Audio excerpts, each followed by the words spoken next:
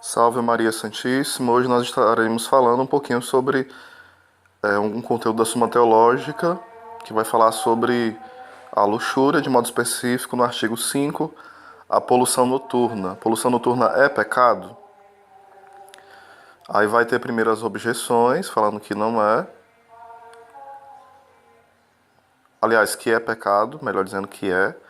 E depois vai ter as explicações melhores, certo? São Tomás vai explicando. Primeiras objeções, dizendo que é pecado, e depois vai ter a explicação. Quanto ao quinto, assim se procede, parece que a poluição noturna é pecado. Com efeito, o mérito e o demérito referem-se ao mesmo objeto, é o ponto 1. Ora, pode-se dormindo adquirir méritos, como foi com Salomão, que pediu a Deus o dom da sabedoria, enquanto dormia, conforme se lê na Escritura. Logo também se pode perder méritos dormindo. Portanto, parece que a poluição noturna é pecado. Segundo ponto.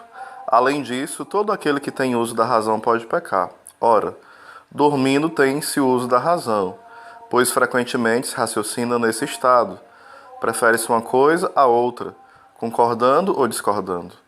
Logo pode-se pecar, dormindo, e assim o sono não impede que a poluição noturna seja pecado, pois genericamente ela é um ato pecaminoso. Terceiro ponto. Ademais, inutilmente censuramos ou instruímos a quem não pode agir nem de acordo nem desacordo com a razão. Ora, durante o sono Deus instrui e censura o homem, como se vê em Jó. No sonho, na visão noturna, quando o torpor abala o ser humano adormecido sobre o seu leito, então abre os ouvidos dos humanos, cela as advertências que lhes dirige. Logo no sono, pode-se proceder de acordo com a razão contra ela. Vale dizer, pode-se agir bem ou pecar, e assim parece que a poluição noturna é um pecado. Em sentido contrário, no caso agora Santo Tomás citando algum santo ou a Escritura, geralmente ele faz isso, né? Ou algum doutor da igreja, alguma autoridade, ou então a Escritura. Em sentido contrário, eis o que diz Agostinho.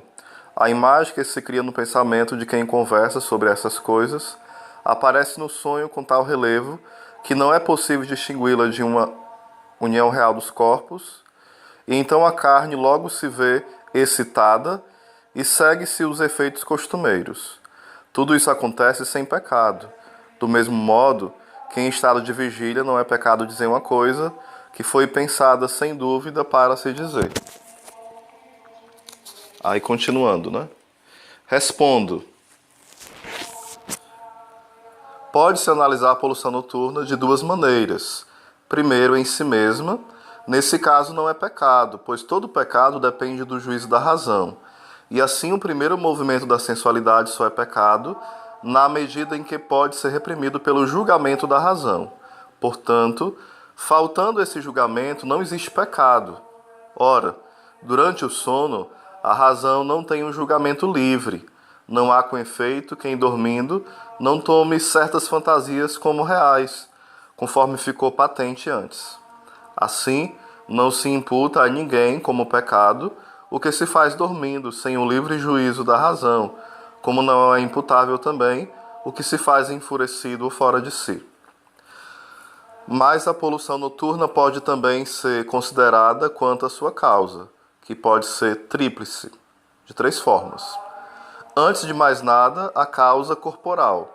Na verdade, quando o líquido seminal está sobrando no organismo ou está sendo ejaculado pelo excessivo calor do corpo ou por qualquer outro movimento, o homem adormecido sonha que está expulsando esse líquido, abundante ou secretado, o que também acontece quando a natureza está sobrecarregada de qualquer outro elemento supérfluo, de modo que às vezes se formam na fantasia imagens que provocam essa emissão. Portanto, se a superabundância de tal líquido provém de uma causa culposa, como o exagero na comida ou na bebida, então a poluição noturna é culpável na sua causa. Se, porém, a superabundância ou a ejaculação desse líquido não tiver nenhuma razão de culpa, aí a poluição noturna não será pecado, nem em si mesma, nem na sua causa.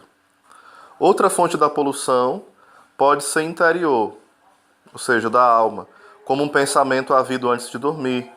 Tal pensamento elaborado em estado de vigília é às vezes puramente especulativo, como por exemplo, quando se cogita nos pecados da carne, por causa de uma discussão sobre o assunto, ou seja, a pessoa debateu sobre aquele assunto, conversou, mas a pessoa não estava falando no sentido de querer fazer aquele pecado, mas fica na cabeça, né? Aquela conversa e vai tomar grandes proporções, né?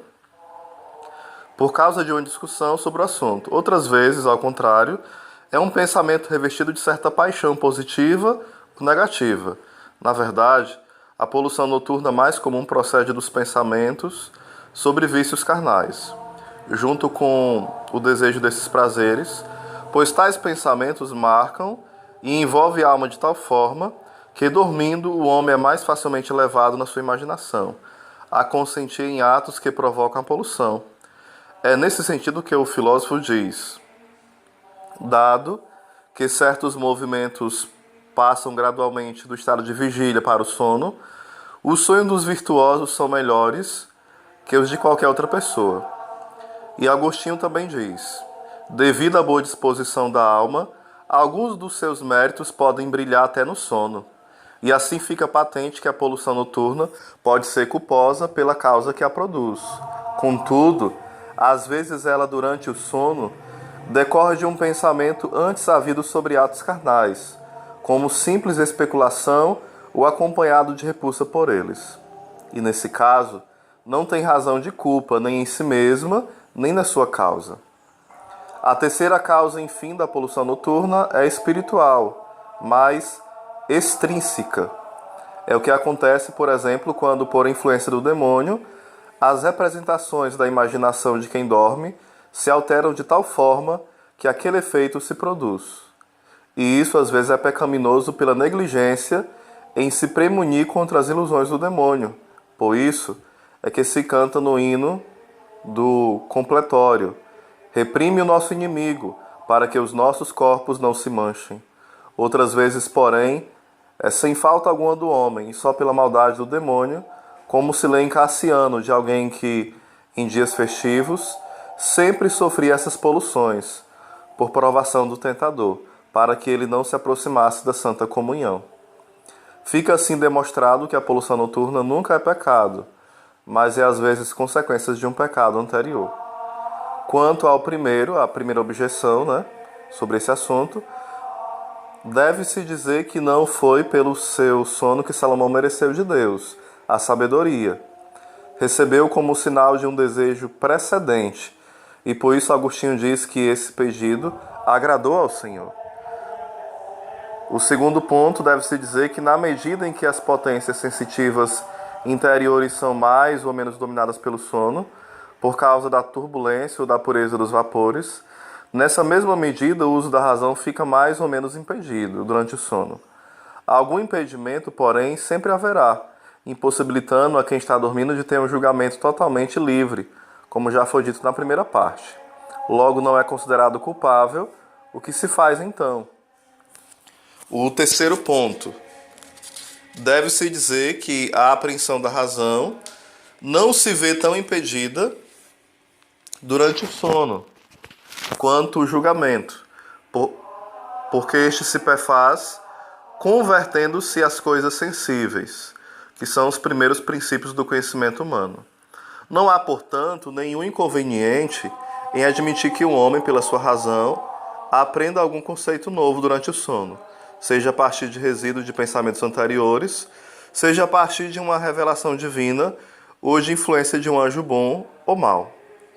Então aqui é um pouquinho o que Santo Tomás, aliás, é a questão que Santo Tomás fala sobre a poluição noturna. Eu espero que fique claro, né?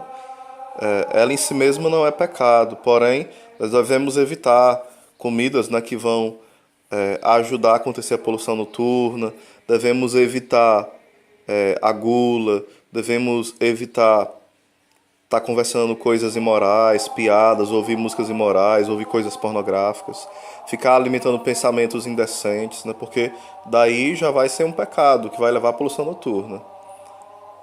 Então, fiquemos atentos a isso e vigiemos.